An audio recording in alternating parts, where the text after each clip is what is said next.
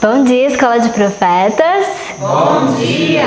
Bom dia para você que está em casa. Que alegria ter você mais uma vez conosco. Bom dia, meu irmão Jonathan. Bom dia, irmã Ana. Bom dia, igreja. Bom dia! Bom dia para você aí de casa. Como é bom ter você novamente conosco todos os dias acompanhando o ano bíblico. Você já faz parte de nossa família. Sim, com certeza. E para dar continuidade ao nosso culto, eu gostaria de convidar todo mundo e o pessoal de casa para nós nos ajoelharmos e orarmos ao nosso Deus. Querido Deus, Pai amado, louvado seja o Teu nome por estarmos aqui reunidos, Pai, junto com nossos amigos de casa, para mais um dia cultuarmos ao Senhor. Muito obrigado por termos a oportunidade de aprender mais sobre Tua palavra, sobre Tua vontade. Pai, envia Teu Espírito Santo para iluminar nossa mente e para que possamos entender qual o propósito, qual o plano que o Senhor tem para a nossa vida nessa terra, Pai, que nós possamos seguir o plano que o Senhor estabeleceu antes da fundação do mundo. Esteja com os nossos amigos de casa, também peço que o Senhor envie o Espírito Santo neles e que eles possam, Pai, sentir esse chamado de ser missionários e aonde eles estiverem, eles possam realizar esse trabalho que o Senhor deixou em nossas mãos, que possamos ser capacitados a isso, em nome de Jesus. Amém. Amém. Para começar nosso dia mais feliz ainda, vamos louvar o nosso Deus com o hino 512.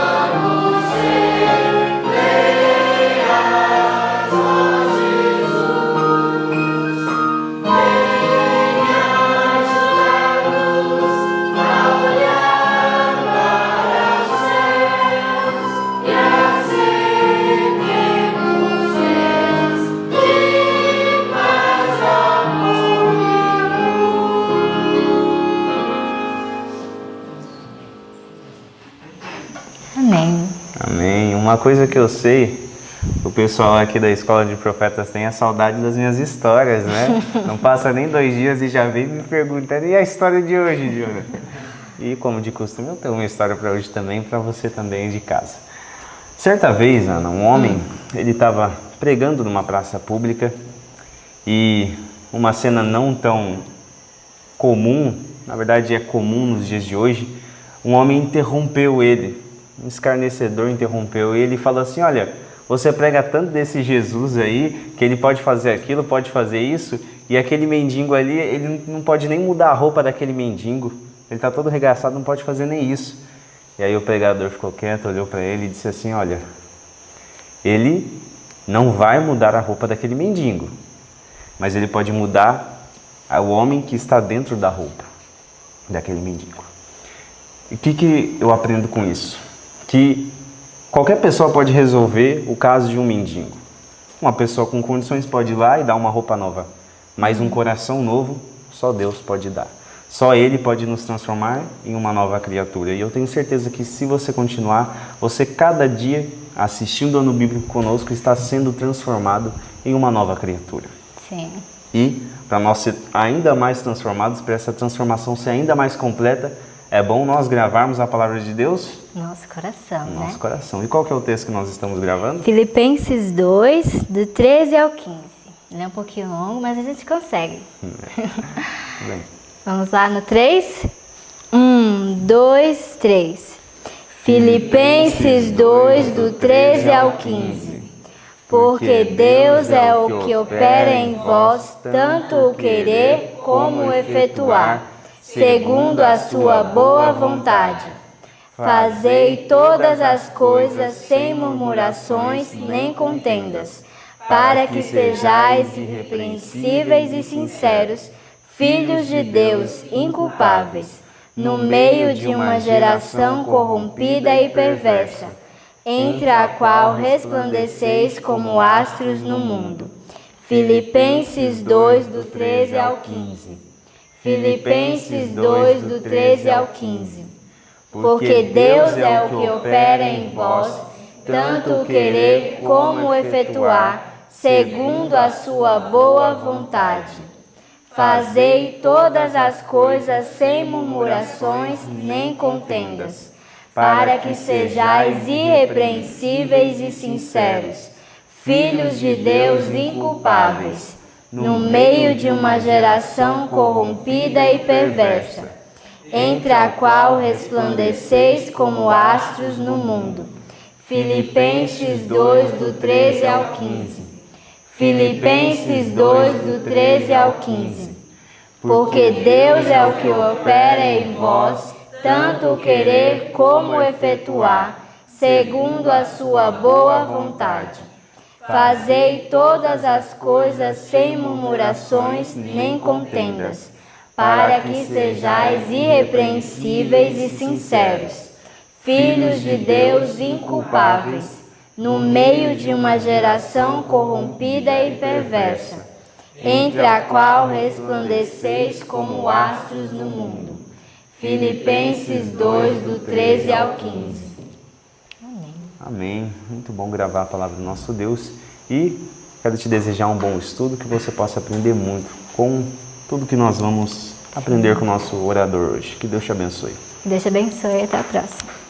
Bom dia para vocês. Bom dia! Espero que vocês tenham dormido bem e acordado melhor ainda.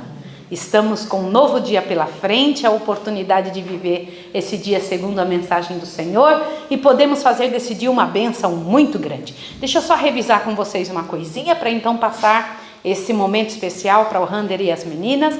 Vocês gostaram de ontem? Pois hoje temos mais, para que estejamos juntos aqui estudando. Nós temos a chance de poder cantar que Jesus nasceu.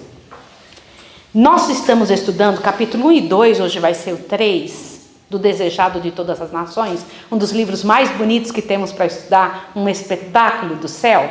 Mas eu queria chamar a atenção de vocês para um detalhe. No capítulo 1, o Senhor Deus diz que Jesus veio para revelar Deus ao mundo. Não foi isso que nós lemos?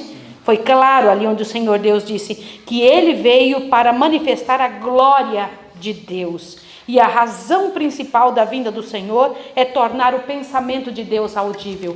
Só que no capítulo 2, nós vimos uma coisa interessante.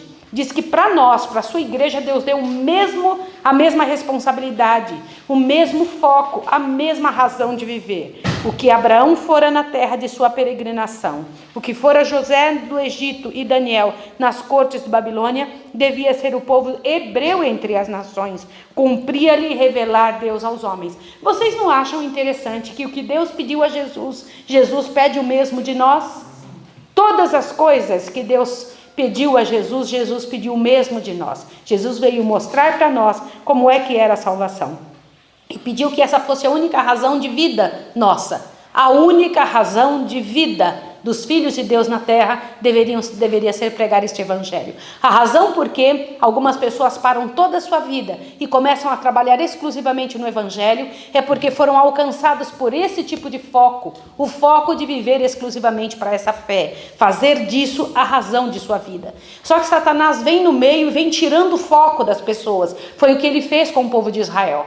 Através de seus egoísmos, a sua própria vida, o exclusivismo, sumir, por exemplo. Eu fico um pouco preocupada de nós que moramos no campo, nós que queremos viver esse evangelho, começarmos a nos achar tão bons, começar a achar que por isso estamos melhores do que alguém, e então agir como o povo de Israel agiu no passado, e trouxe então essa divisão tão grande entre o povo do Senhor, que deveria ser luz no mundo, não se contaminando com o mundo, e o povo que precisava tanto da mensagem do evangelho. Toda vez que recebemos alguma coisa de Deus, Deus tem um intuito especial para isso. Qual é? Ao nos trazer algo, nós nos tornamos conduto deste algo que o Senhor Deus nos traz.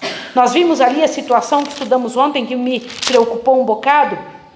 Eles tinham um verdadeiro ciúme, o povo de Israel, de que Deus demonstrasse amor para com os gentios, para com os pecadores. Eles não tinham o mesmo amor pelos pecadores, eles tinham somente os ritos. E foi nesse tipo de situação que, então, o Senhor Deus nos trouxe a mensagem do capítulo 3, a plenitude dos tempos. Então, vou chamar aqui o Rander, junto com suas filhas, que vão passar hoje essa mensagem. Louvado seja o nome de Deus. Rander, você está em casa, tá bom? Que Deus te abençoe e te fortaleça, tá bem?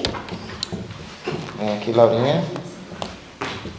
Hoje vai me acompanhar a Laura. Ontem, quem estava aqui comigo ontem? Amanda e Carol, não foi? Antes do estudo do livro Desejado de Todas as Nações, nós queríamos ler alguns trechinhos dos capítulos de Isaías. 17, 18 e 19. E, Laura, o que você achou de interessante que a gente pode extrair como lição para a nossa vida nesses capítulos? Dando um resumo aqui nesses 3 capítulos, fala mais ou menos de várias instruções que Deus está dando para vários povos daquela época. Quem são alguns desses povos aí? O Egito, está dando até para o próprio Israel, para a Síria também. E que tipo de instruções Deus dá a essa gente? Quais são as instruções que você disse que ele dá várias instruções? Qual é a classe de instruções aqui? Ele está falando de ruínas, né? De perdição. A gente continua no mesmo tema que começamos ontem, a ruína, a destruição de Babilônia, e ele vem com a ruína e destruição desses povos também. Qual é o propósito? Porque Deus quer simplesmente mostrar como vai ser a ruína dos assírios, como vai ser a ruína dos moabitas. Qual é o propósito de Deus com isso? O propósito em si é que eles entendam que foi Deus que os castigou e se reverenciem a eles. Isso aconteceu mais com o povo de Israel, que o juízo que Deus deu para eles não foi em vão. Eles continuaram, por esse juízo, eles se voltaram para Deus. Olha que interessante. Vocês já ouviram um ditadozinho assim comum que diz assim, que Deus chama pelo amor, mas quando a pessoa não vem pelo amor, Deus chama como? Pela dor. Não é que Deus queira causar sofrimento em ninguém, mas Deus ama tanto os seus filhos que Ele permite, que Ele abre as portas, e a gente consegue ver isso na história da Bíblia, né? Onde a questão com Moisés, lembra a questão com Moisés, ele no deserto e a serpente? Deus retirou a proteção, porque no deserto tem serpente, não é uma coisa incomum. Deus simplesmente, como se tirasse aquela cúpula de vidro que os protegia, por assim dizer, e permitiu que a serpente viesse. E Deus disse: agora vocês querem salvação? Parem de olhar para baixo. Parem de olhar para o seu próprio caminho e olhem para o alto. Ora, a serpente vem lhe picar, a sua reação natural é olhar para onde? Para baixo. É você querer resolver a situação. Mas Deus disse: sou eu que vou resolver a situação para vocês. Então a mesma coisa está acontecendo com esses povos aqui. Deus parece que lança ruína e parece que vai exterminá-los. Deus quer acabar, na verdade, com a arrogância, com a autossuficiência, com a exaltação própria. Mas Deus tem alguns textos na Bíblia que fala qual é o grande propósito dele. Eu não sei se você separou algum texto, Laura, mas eu separei um aqui. Posso ler o meu? No capítulo 19, falando contra o Egito. E o Egito, talvez, uma das nações mais idólatras e que mais combatia o povo de Deus e que escravizou o povo de Deus por tantos e tantos anos. Olha o que Deus diz aqui no final da profecia contra o Egito. Olha o que Deus diz aqui nos versos 21 e 22. E o Senhor, como começa? Se dará a conhecer ao Egito. Qual é o propósito de tanta dor, de tanta ruína, de tanta aflição para o Egito, nesse caso? É para que o Egito conheça Deus. É mais fácil conhecer a Deus pelo amor ou pela dor? É mais fácil pelo amor. Na educação que a gente dá aos nossos filhos em casa, a gente costuma dizer coisinhas assim: meus amores, papai está dizendo, por que você não escuta a mamãe falando? Ela falou com tanto carinho, ela disse qual era a instrução, você se distraiu, você foi fazer outra coisa. Agora a gente vai ter que refazer essa atividade, agora a gente vai ter que perder o tempo livre e para poder fazer. Você está vindo pelo sofrimento. Você podia vir pela dor, você teria tempo para fazer tudo lá em casa. Vou contar uma coisinha assim, que só acontece na minha família, não acontece na família de vocês. As crianças, quando a gente pede uma atividade para elas, às vezes elas se distraem. Não deve acontecer na família de vocês, eu acho que nem acontece aqui na escola de profetas. Só acontece lá na minha casa. Mas elas são muito especiais. E a gente diz assim para elas: meus amores, tem tempo para tudo nessa casa, temos horários. Vocês querem ler, e são coisas boas. Elas estão lá lendo aquele livro. Eu não aguento mais. Livro que você já leu 2 vezes, eu vou arquivar. Porque elas estão lendo o livro pela 50ª vez. E elas estão lendo um livro na hora que era para fazer uma atividade que lhes foi pedida. Eu disse: tudo bem, o horário de leitura era de 4 às 5 da tarde. Perdeu o horário de leitura. No horário de leitura, vai fazer a atividade que tinha que ser feita. Está vindo pela dor, né? E às vezes uma dor pode ser maior se esse mau hábito persiste. Mas o que eu quero trazer para ela? O conhecimento de que há tempo para tudo, de que a nossa vida funciona em ordem se a gente segue a voz de Deus, a voz do Pai. Deus faz isso com o seu povo. Deus não tem prazer, como é que diz a Bíblia? Na morte, na destruição do ímpio. Antes que aquele que se arrependa, se converta, se volte dos seus maus caminhos. Deus faz isso com os egípcios. Uma nação que combatia Deus, mas Deus queria salvá-los. E a gente sabe que na libertação do povo do Egito, do povo hebreu do Egito, muitos egípcios foram com eles. Deus quer salvá-los. Vamos continuar lendo aqui. Laura, pode ler para mim? Os versos 21 e 22 aqui, do capítulo 19. E o Senhor se dará a conhecer ao Egito. E o Senhor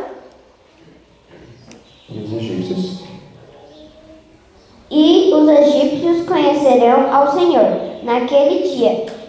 Sim, eles o adorarão com sacrifícios e ofertas, e farão votos ao Senhor e os cumprirão. E ferirá o Senhor aos egípcios,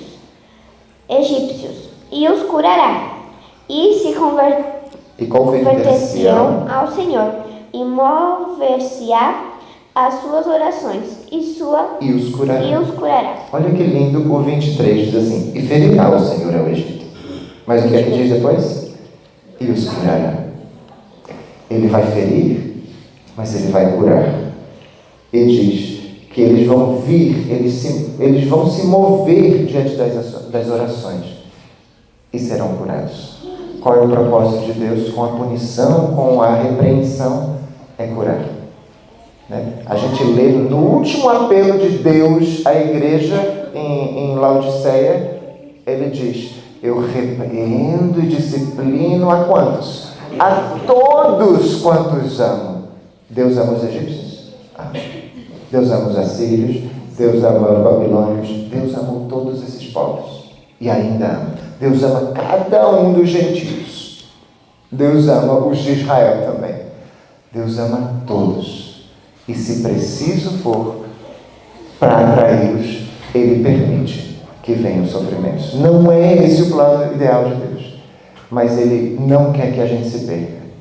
Assim como a gente não quer ver um filho perdido, e a gente faz o possível e o impossível para atrair essa criança, esse filho para Deus. Deus também é um pai assim. Que Deus nos abençoe. Vamos estudar um pouquinho agora do nosso capítulo do Desejado de Todas as Nações. Laura, pode sentar, por favor. Muito obrigado. No Desejado, como a gente vinha falando, chegamos agora à plenitude dos tempos. Tem um trecho aqui que eu gostaria de ler como era a situação, qual era o quadro da nação, da humanidade, melhor dizendo, quando Jesus chegou. A gente vai ver vários quadros pintados aqui nessa descrição que o livro nos apresenta. Mas tem um quadro que é tenebroso, é de causar medo, de causar espanto. Se você está acompanhando aqui nesse livro, é a página 36, no último parágrafo, onde começa o engano do pecado, mas a gente vai começar lá embaixo, na metade final, onde diz o corpo de criaturas humanas. A página 36, último parágrafo, no meio do último parágrafo para o fim. O corpo de criaturas humanas feito para a habitação de Deus tornara-se o quê? Morada de demônios. Olha como estava a humanidade quando Jesus estava por vir. Os sentidos, os nervos, as paixões, os órgãos dos homens eram por agentes sobrenaturais levados a condescender com a concupiscência mais vil. O próprio selo dos demônios se achava impresso na fisionomia dos homens. Você batia o olho na cara das pessoas e era assustador. É terrível isso aqui. Dá arrepios. Parece um filme de terror. A fisionomia, refletia a expressão das legiões do mal de que se achavam possessos. Eis a perspectiva contemplada pelo Redentor do mundo.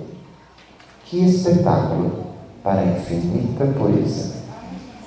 Agora, fala com sinceridade. Você está andando na rua, na calçada, e de repente vem um sujeito, como a gente costuma dizer, mal encarado. Nem é essa fisionomia toda aqui, não. É simplesmente mal encarado. A gente não atravessa a rua e muda de calçada? Imagina a fisionomia, a expressão de terror. E imagina a infinita pureza, Jesus lá no céu. Imagina Jesus se levantando do trono, e a gente leu nesse livro aqui, me foge agora o local, Jesus se levantando do trono e os mundos não caídos dizendo, agora Ele vai condenar a humanidade, vai destruir esse povo. Mas quando Jesus se levanta do trono, Ele se levanta para salvar e não para condenar. E essa história começou de se levantar e entrar no mundo para salvar, não começou aqui não. Quando foi que ela começou? E a gente volta para o início do capítulo. Começou em Gênesis capítulo 3, verso 15. A primeira promessa de graça. Deus entra no jardim do Éden, Deus havia dado uma instrução, a justiça requeriria o quê? Daqueles dois seres humanos criados que haviam desobedecido a ordem de não comam deste fruto. Morte. A justiça exigia morte. E quando Deus entra e na cabeça de Adão e Eva, o que é que Deus vinha fazer? Matá-los. Tanto que eles se esconderam, ficaram com medo. Adão e Eva falam. Mas ele analisa Adão, ele analisa Eva e finalmente ele fala à serpente. E nesse diálogo que ele fala à serpente está a primeira promessa do Evangelho. O que é que ele diz à serpente? Porém, inimizade. Ou seja, se Deus vai colocar inimizade, qual era a situação da humanidade com o mal? Amiguinhos, unha e carne. Deus disse, os princípios do mal agora entraram no seu coração. Mas isso não vai durar para sempre. Eu porei inimizade. Eu vou ainda sofrer, como que vão picar o meu calcanhar. Mas finalmente virá alguém que vai esmagar a cabeça da serpente. À custa do seu próprio sofrimento, simbolizado ali pela morte do cordeiro que os vestiu, porque eles queriam a justiça própria. Não, já sei. Eu vou me salvar com minhas próprias obras. Qual era o processo? Me cobrir com folhinhas de figueira. E Deus disse, não funciona assim. Alguém vai morrer. E há um sacrifício que o próprio Adão degola. A gente vê no Patriarcas e Profetas isso. E Deus os cobre. Aí começa a primeira promessa do Evangelho. E desde Adão e Eva, agora, eles pensaram, o libertador vai vir. E quem vai ser o libertador? Caim. Nasceu Caim é o libertador. Que tristeza. Que Caim é diametralmente oposto àquilo que eles esperavam. Em Caim ocorre o primeiro assassinato. E a gente vê, geração após geração, o povo querendo um libertador. O tempo passa, milênios passam. E a gente vê Noé, Moisés, será este o libertador?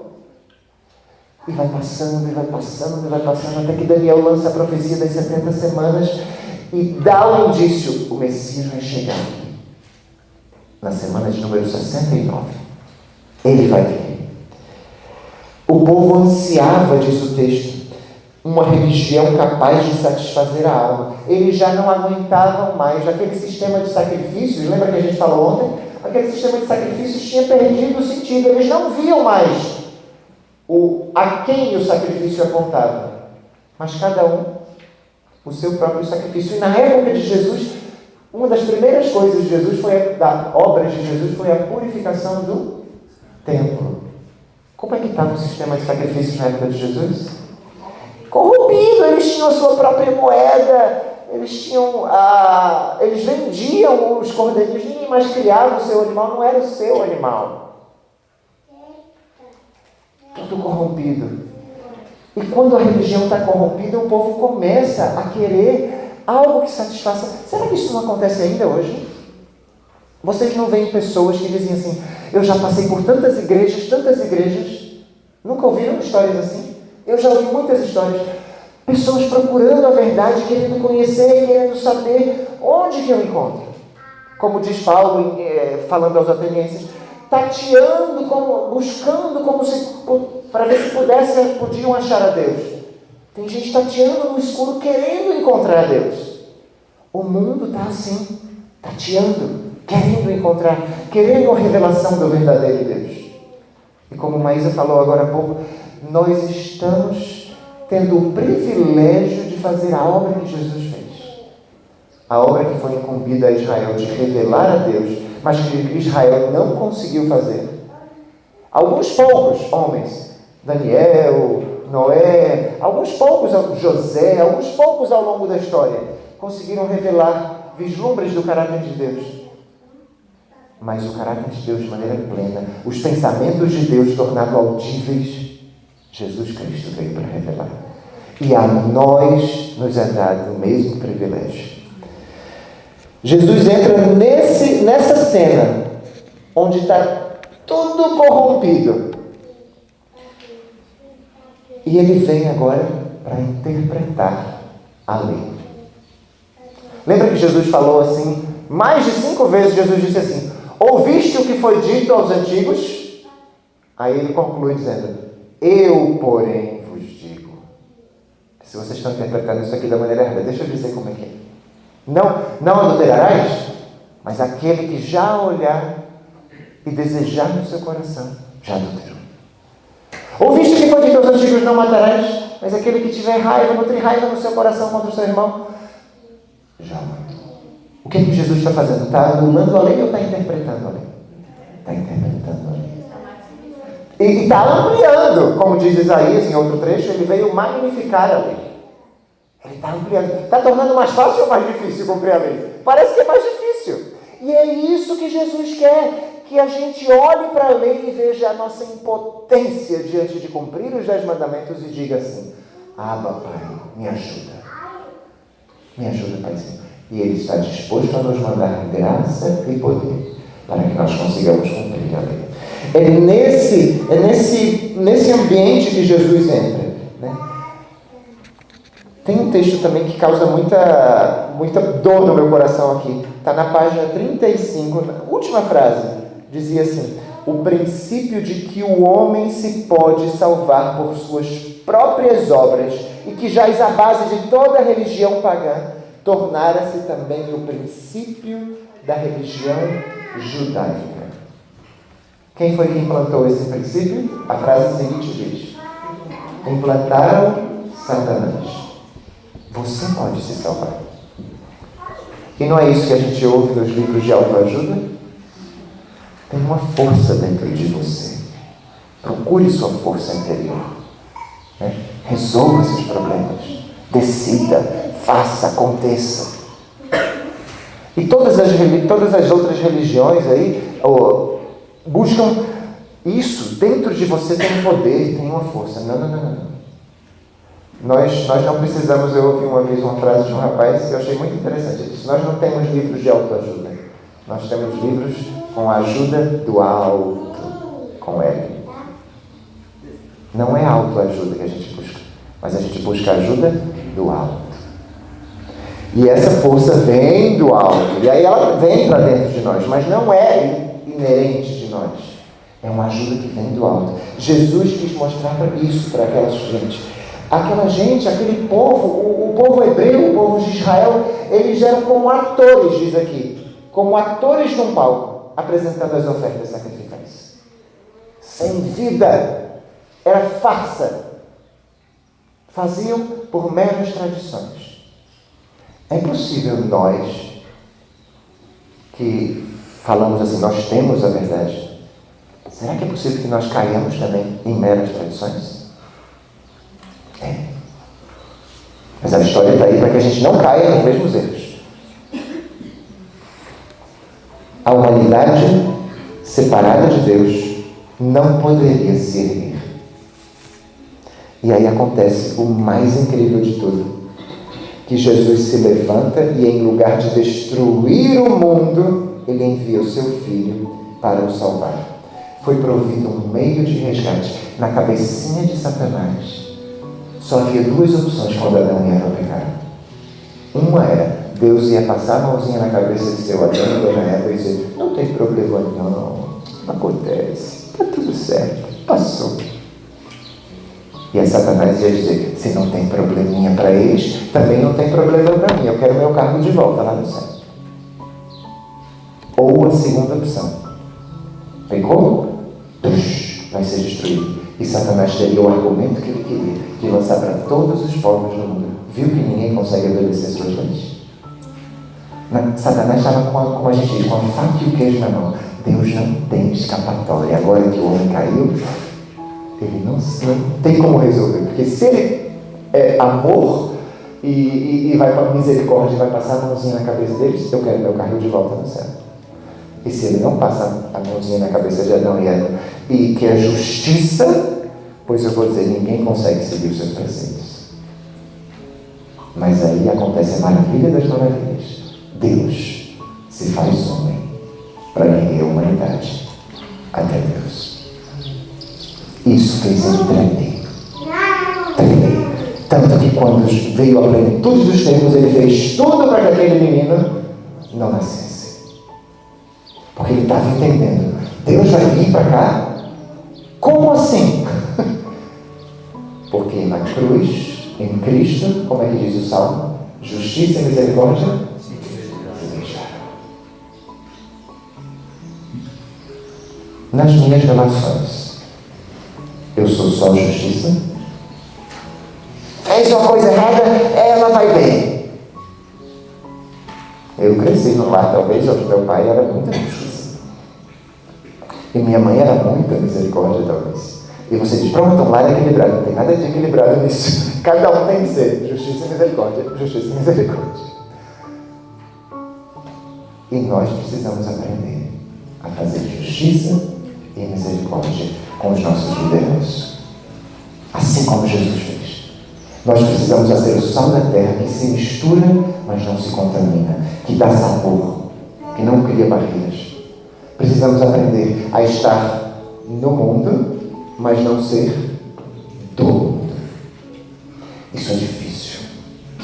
Mas se a gente segue os passos de Jesus, é nesse caminho que Ele vai nos levar. Porque se a gente não segue os passos de Jesus, se a gente segue as nossas próprias forças, a gente vai cair ou sendo dominado pelos costumes do mundo, ou nos afastando completamente do mundo e perdendo o sentido. Ou a gente perde a nossa relevância, se misturando com o mundo e adotando os costumes do mundo, ou a gente perde a nossa identidade. A única maneira de ter identidade profética e relevância é se a gente seguir estritamente os passos de Jesus. Jesus buscava todo dia a ajuda do alto com ele. E o Espírito Santo cotidianamente, diz em outro trecho do Espírito de Profecia, ungia os lábios de Jesus. Ele recebia novo batismo do Espírito Santo. Ele sabia o que fazer em cada dia, como se relacionar com as pessoas. Eu não sei se eu tenho muito mais tempo. 3 minutinhos. Mas eu gostaria de já encerrar aqui. Jesus Cristo veio a fim de restaurar no homem a imagem de seu Criador. Diz o último parágrafo, na última página. Ninguém senão Cristo pode remodelar o caráter arruinado pelo pecado. Ele veio para expelir os demônios que haviam dominado a vontade. Veio para nos erguer do pó, reformar o caráter manchado segundo o modelo de seu divino caráter, embelezando-o com sua própria glória. Ande nos caminhos de Jesus. Sigam estritamente o exemplo. Sigam o modelo. Ele está disposto a te mandar ajuda do alto, ajuda que virá em tempo oportuno. Que Deus nos abençoe.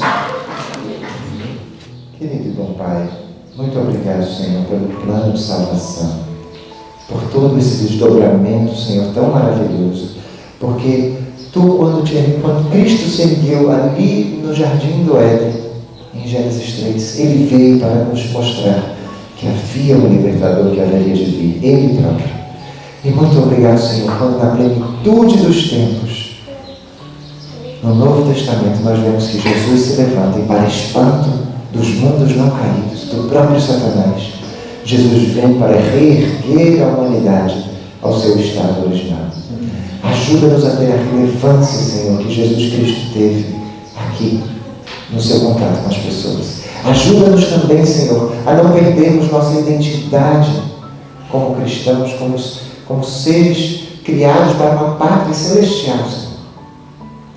Ajuda-nos a seguir os passos de Jesus estritamente e andar somente sem nos desviar nem para a direita nem para a esquerda. Abençoa-nos durante esse dia. Em nome de Cristo oramos. Amém.